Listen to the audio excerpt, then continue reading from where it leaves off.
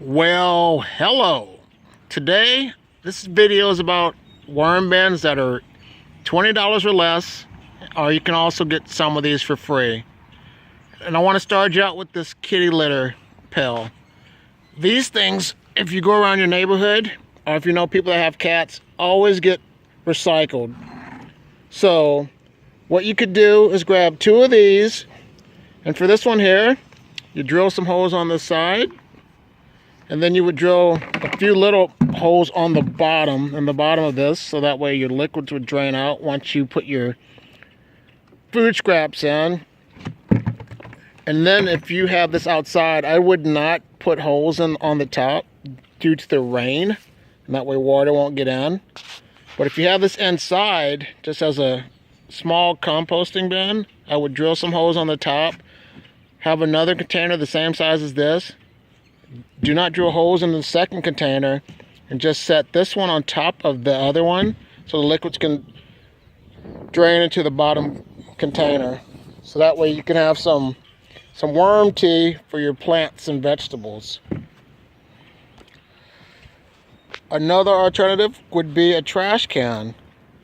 For this one here, you could drill holes in the sides.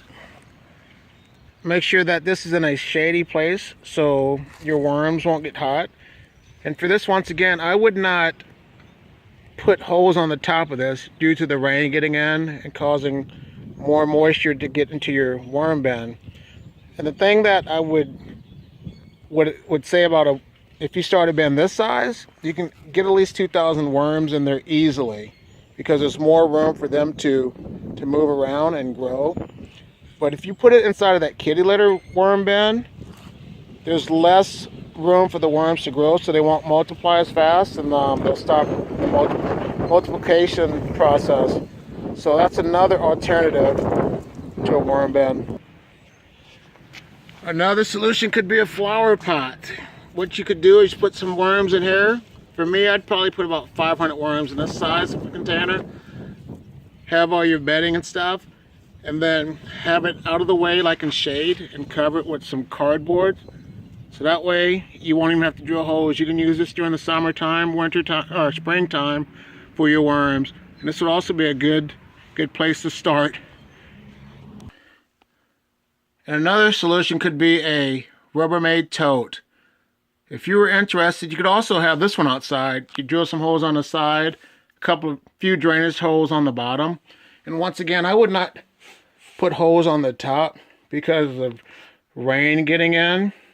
But as long as you have holes on the side and stuff, they'll be able to have worms. Your worms will be able to breathe and be able to expand. And I'd get one about this size, at least a 20-gallon. So that way you can put at least 2,000 worms in there. And that way over 3 months you can keep growing your population. So the smaller the worm bin, the least it will populate. And the larger the worm bin, the more population that your worms will be able to do. So now that you got a few ideas of what you could use to start a worm bin, if you're interested in getting one started, the things you would need is for the bedding, start off with some wet newspaper, the ink section but not the glossy section of the paper. I'd put in some shredded cardboard, and I'd also put in a couple of food scraps, a few banana peels or something, just to get it started, and a handful of dirt, and a little bit of sand for some grit. And for some grit, you could use eggshells. You could use sand, like I said, for some grit, or you can use coffee grounds. So it's just a few ideas. And then once you get this started, I would not put worms in for about 3 or 4 days, so that way the bin can get the bacteria to start inoculating the bin, and that way the worms will have a nice place to start their new home. It's kind of like with newborn babies, you got to prepare their rooms before they arrive home. So if you like this video, guys, please subscribe to my channel, give me a thumbs up, and give me some comments. Let me know what you thought about this video. What would you start out doing? Did this video interest you? So once again, guys, you have a great day. Bye.